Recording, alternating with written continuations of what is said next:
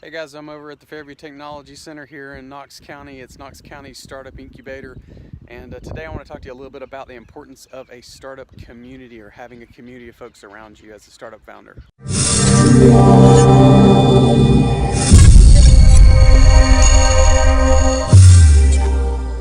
So behind me over here I have what's called a hood, and it's where scientists can go in and do a lot of their tests and things like that. And that's actually what makes this facility unique to a lot of other startup incubators.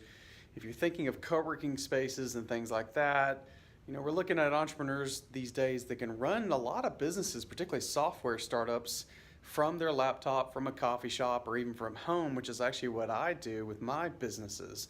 But there are folks out there who are science-based, startups that are science-based, and they need these type of facilities, and that's what makes this one unique here in Knox County.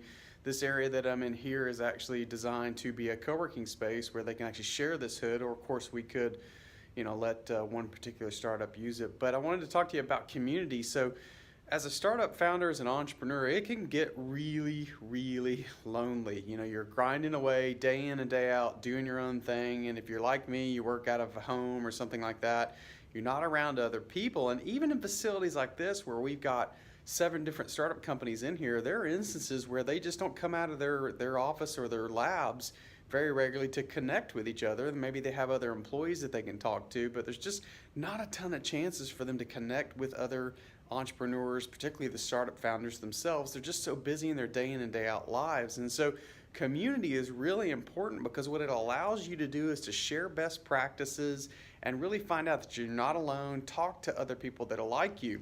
However, there's still the challenge when you're in a local area like this.